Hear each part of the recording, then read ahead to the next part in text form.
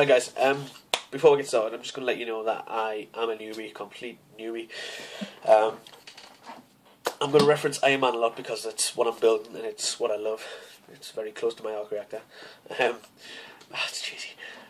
Basically, yeah, I want to introduce you to the world of Pepakura, and I'm sure if you're watching this then you want to be introduced to the world of Pepakura. The reason I'm doing this, I'm sure I touch on this later in the video, is basically because a lot of the tutorials out there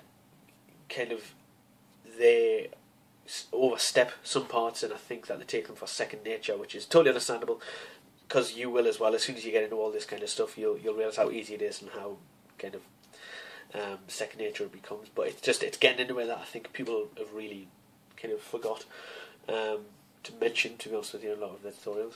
So I'm going to go through this again. It's new to me, this will be new to you. I hope that we can have good times and it'll all be okay and everything. So this is the part that I'm going to be building.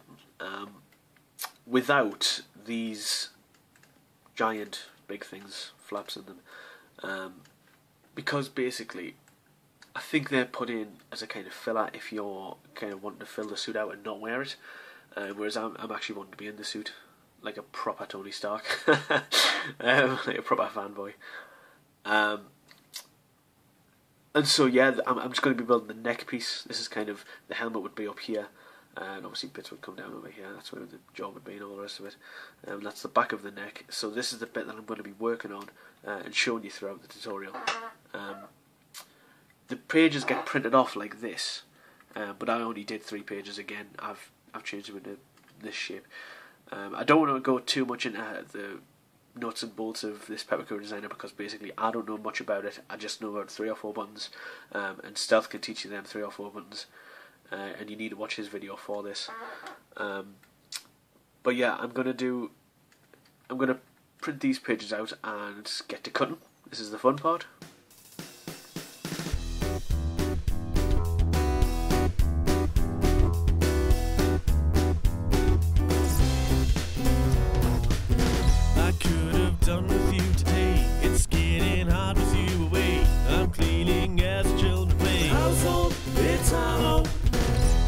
Clouds flicker in the light, in the dead of the night, and we're out of sight. There's no sight because there's no light. I know there's no light.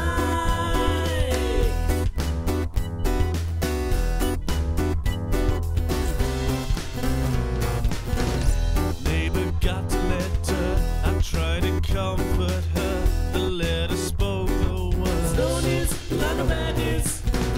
I returned for home. When I've seen my own, don't tell me I'm alone. There's no news, a lot of bad news, a lot of sad news. I follow the treat that you've given me.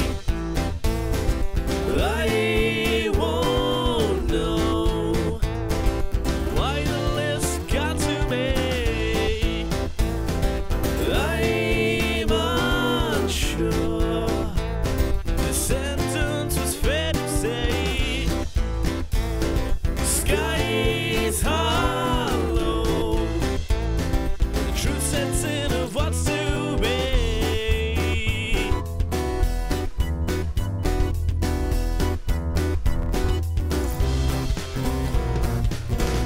I still write to you because I think it's right to. And when nothing comes back, it's nothing because there's no one.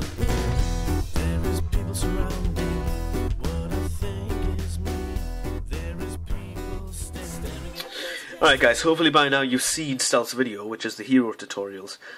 If you haven't, jump over and do that now, because a lot of what I'm referencing won't make any sense. Okay, so as he says, there are 3 types of line. The first is just a bold black outline, and that's the one that you want to cut out, kind of cut this shape out of. And the other 2 are scoring lines, which you can see both of them here. There's just a small one there, and this, well, obviously apart from all these, but I'm using this one as an example. And the only difference here is the way you fold them afterwards. The continuous dashed line, which is this one here, you want to fold the flap away from you. And I think that's what's known as a mountain peak fold, I believe, because when you fold it, it's meant to look like a peak of a mountain. And I think the other one is a riverbed fold. but that's the dot dash dot line, and that's the one that you want to pull towards yourself, like that.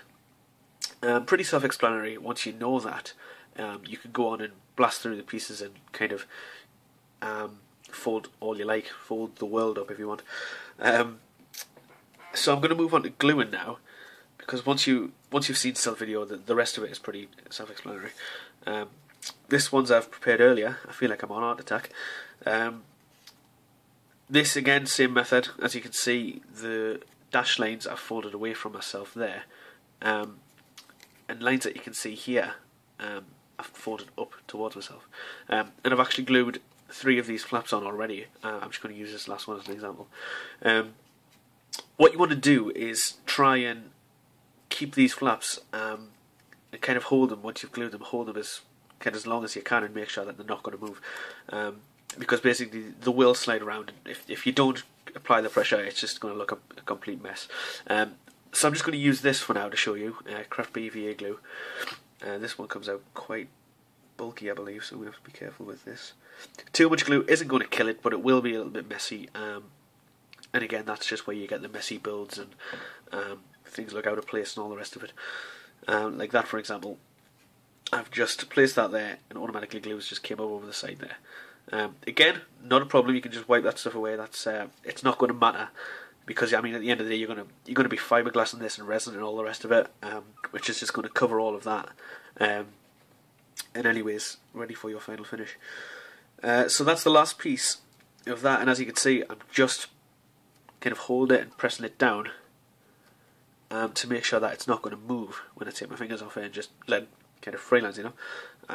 That's pretty solid. I have to say, this is the first time that I'm using PVA glue, because the first kind of thing that I did was an Iron Man helmet, and I've used that pretty much out of Pritt stick, which is bizarre. I've heard method of doing it. I mean, people use hot glue guns and all sorts for it, but I use a Pritt stick. But it actually, it's awesome. It's held really well.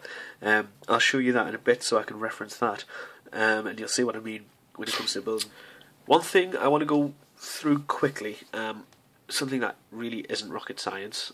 If I can get these to focus, I'm not the best with technology. There we go. Is the numbers. As you can see, we have connected limits 12 to 12, 11 to 11, 16 to 16, 20 to 20. Surprisingly, it's not that difficult. That's all I want to say on the matter. I don't want to go too much in depth with this. I think stealth covers a lot of it as well. Keep referring back to your designer program, your Pepakura designer program, if you've got any troubles with it, because it really is. It's the biggest helmet you can have. It really is. You can see pieces isolated and where it fits in, and which flap goes with which. I feel like I'm blind. There we go.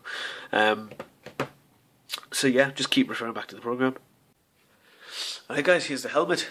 As promised, I'll show you. As you can see, this is all just the Pepakura method. The 3 or 4 steps I've just shown you there. Built this, which is what kind of stealth taught me to do. As you can see, I don't want to blow my own trumpet, but this is awesome. It's pretty cool. I haven't did the ears yet. I've did one ear, but they were just things that you can just stick on at the end, so it doesn't really matter. Kind of when you're building big stuff like this, you really want to keep referring back to the designer. I know I've said this 4 times now, but for stuff like this joint here coming all the way down, that is where it separates, because the 3 parts, because it's actually built in 3 parts. You have the face mask, you have this kind of chin bit that comes all the way up to here, and then them bits as well, and then you've got the full helmet, which around the back is again very detailed. Hats off to the modelers. That's how detailed it actually is. But yeah, it looks awesome, and just by them 3 or 4 steps, you can get to this stage. Just by do and repeat. You will learn this stuff very easily, very quickly. The main reason I'm going to go through kind of very fine details is because I think in a lot of the tutorials, people take it as second nature, a lot of this stuff, which doesn't really help beginners out a lot. It's kind of thrown out the deep end. But I could be wrong, could just be me that I haven't searched enough for the right tutorials. But as you can see, it's an awesomely built helmet by an awesome modeler. That's awesome, probably. That's somewhere along the line is awesome.